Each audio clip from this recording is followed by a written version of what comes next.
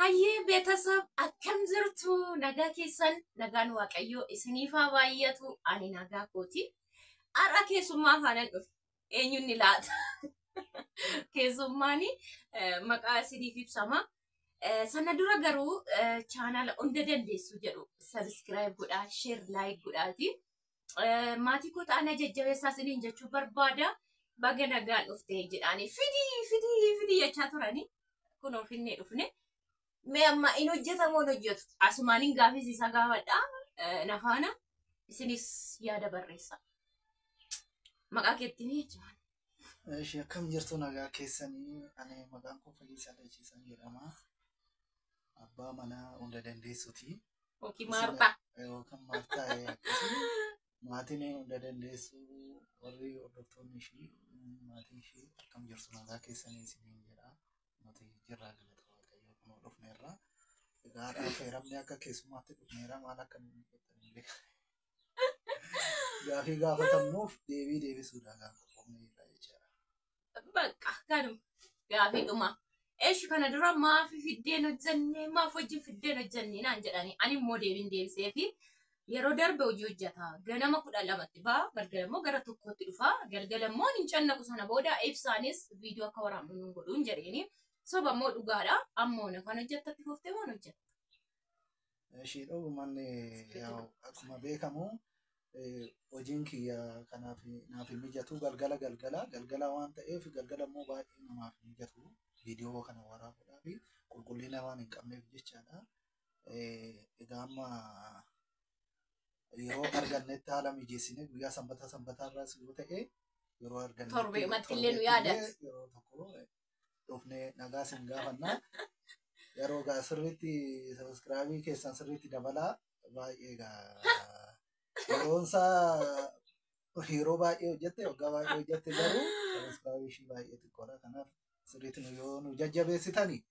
jira waan baay'ee fillee dhufnaa jechaadha. abdii guutuudha kun ani ittiin himne dhugaa waaqesuma jedhe duraanillee ani takka kootu hojjedhus jedheen hin beeku dhugaa dubbachuuf garuu hojii dhuma irratti hundaa'een jedhe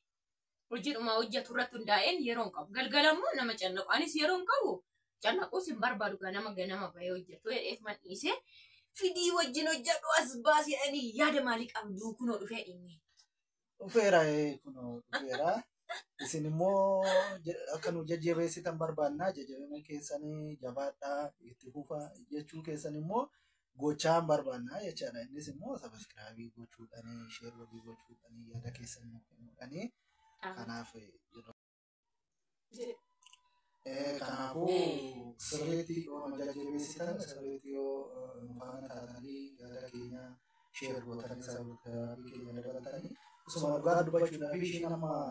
yeroo irra viidiyoo kana hojjechaa turte nan argaa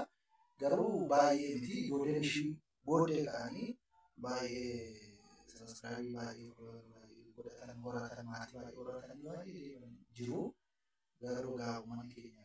wal jajjabeessinee wal bukkee dhaabannee jennee sirriitti hojjechuu hin danda'ama jechuun maafi keessummaadhaa akkamitti simatu isintu beeka hin beeku hundumaafuu jechuudha yaada qabdan barreessaa gaafii qabdanis barreessaa maal akka hojjannullee barreessaa mee waan barbaadaniif jechuudha yaada baay'ee waan ta'e baay'ee as baasi jedhanii as baasi waan ta'e na gaafadhaa waan ta'e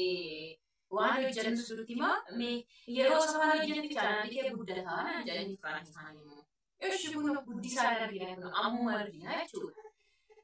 Kanarra isin jechuun barbaada waan hundumaayyuu kana booda immoo waan baay'ee angara keessan hin dhufnaan isin jedhanii chaanaalii keenya immoo sakkarasiin saamii beetasab jedhu bananne jechuudha. Seenati subscribe godha share warra isin godhe hundi keessan viidiyoo yeroo argitan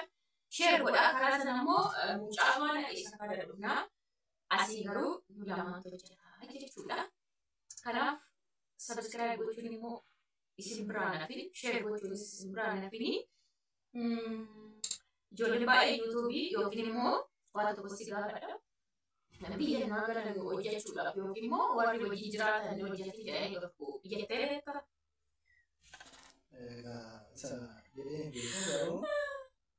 jechaan sooshaal miidiyaa irraas nama baay'ee fagoo yeroo ta'u taane nama baratee asii akkasitti yaadee si beeku jedhee si beeku kuma fedha ishiitti ijoollee yeroo ta'u ishii bira dhalatee hojjetti chaatutti ani biras jiraachuudhaan ishii hojjettee poostii waan ta'eef karaa sana rakkoo jira jedhee yaadu karaa kiyyaa ani waan jettu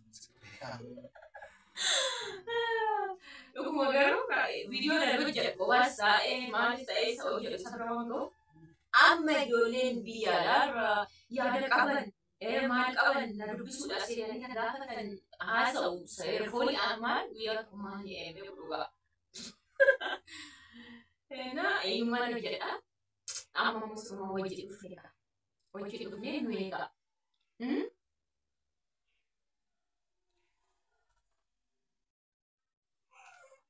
Egaa maal jechuun barbaadanii maatii warri taatanii namoota sana kaaniifis qooda sabiskiraaybii ishii ol kaasaa dabalaa yeroo baay'ee hojjete garuu warra ishii booda ka'anii sabiskiraaybii baay'ee maatii horatanii hojii gaarii hojjetanii jiru waan ta'eef isinis immoo kan madaalanii yoo jajjabeessitan sirriitti yoo sabiskiraaybii ishii sirriitti hojii waan gaarii gaarii isiniif dandeenya. Namni immoo yoo nama jajjabeessu cinaa yoo argate jechaan sirriitti waan gaarii hojjisiisaa deema waan gaarii hojjechaa jira deema isinis immoo waan gaarii irraa argatu jechuudha. Kanaafuu sirriitti maatii keessaniif kan walii keessaniif hiriyoota keessaniif qoqqoodaatii akka sabiskiraaybii dabalu godhaa isin jechuun barbaada yaada immoo dabalataa yookaan isin yaada dabalatu jedhanii. Kanuma dhaamsi kanuma yoo isin sabiskiraaybii dabalatanii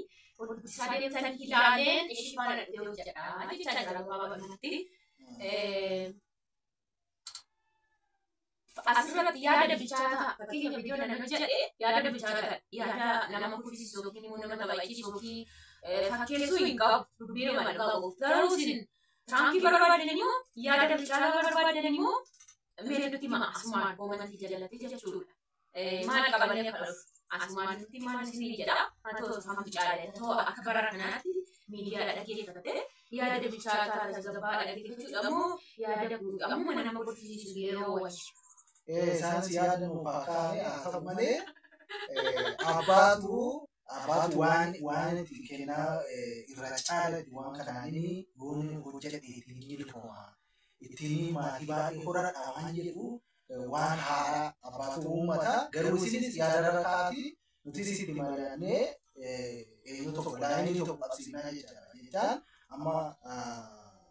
waan nama bashannansiisu yoo ta'e waan nama bashannansiisu irratti yeroo immoo waan qoosaa adda addaa yoo ta'e waan akkasii irratti gosa akkasitti ordera godhanii hojjechuudhaa fi yaada kennaa isinis duraanis hordoftuu dandeessu waan taatanii fi waan ishiin hojjechaa turte si beektu jecha maalirratti akka hojjechaa turte maalirratti yeroo baay'ee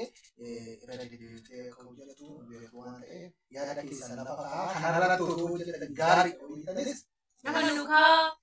yaada keessan barbaadna baay'ee laayik godhaa garuu biyyicha laayik godhaa baga nagaa hojjetan immoo wiilkaam jedhu.